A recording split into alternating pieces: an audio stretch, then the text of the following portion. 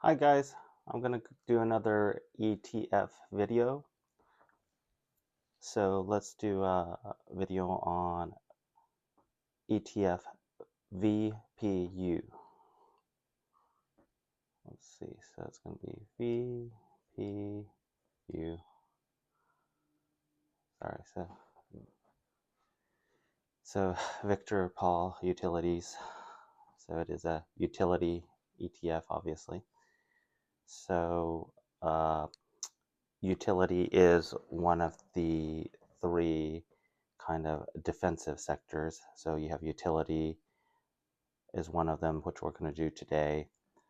I already did a video on consumer staples, and I already did another video on healthcare as well. So those three are considered kind of the three defensive stock or ETF sectors. So defensive stocks, basically they have less volatility, but overall they could possibly have a lower return if you compare it to say tech stocks or possibly even the S&P 500, but probably not by much. But you'll kind of know what I'm saying as we go through this. So expense ratio will be, it's about 0.1%. So it's pretty low compared to most ETF and mutual funds alike. It's maybe a little bit more expense ratio compared to VTI, but not by much. It's negligible.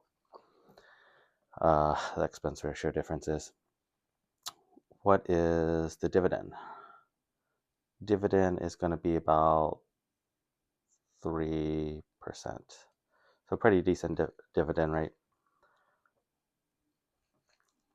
What is the 10-year return?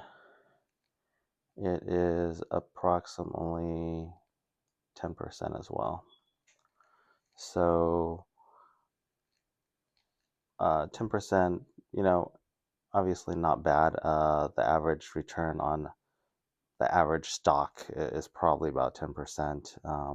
And it varies. I mean, there's, crazy IPO stocks or high flying tech stocks, things like that, Bitcoin ETFs that probably, go crazy, but, doesn't always go crazy in the positive direction. Sometimes it goes crazy in the negative direction. So keep that in mind. So 10% is pretty good return. It's probably a little bit less than, say, the S&P 500 or total stock market ETF, but it's very good. What index is it? Obviously, it is utilities. Let me see if I can spell that or not. Utilities. I believe that's right. Might be wrong. Utilities, and it is 90% domestic stock. So it is a majority is going to be U.S. companies. Number of holdings, I believe it has 70 different stocks. So question is this ETF diversified? Well, again, it's relative, relative to what you compare it to. And again, this is not investment advice. Do your research before you put any money into it. I'm just trying to give you a little bit more information to work with. But yeah, so 70 holdings or 70 companies in this ETF. So, I mean, number wise, it is more than 20 to 30 companies. So, in that sense, it is, I guess, diversified. But sector wise, it is not diversified, meaning all 70 of these companies are utility companies. So, if the utility sectors has a dip or has a crash, then all of these are going to go down.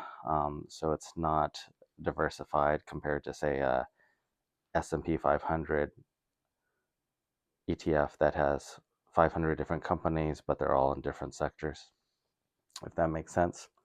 And this one probably is the most different ETF out of all the ones I've done so far. So market cap, this is actually mid cap value, value. So what does that mean? So mid cap's probably going to be between 2 to 10 billion in assets, I believe, for the company. Small cap's less than 2 billion. So mid cap's going to be, large cap is 10 billion or less, I believe, and then so mid cap's going to be somewhere between 2 to 10 billion. Okay, so just quick recap. ETF ticker symbols VPU. Expense ratio is pretty good, 0.1 of 1%.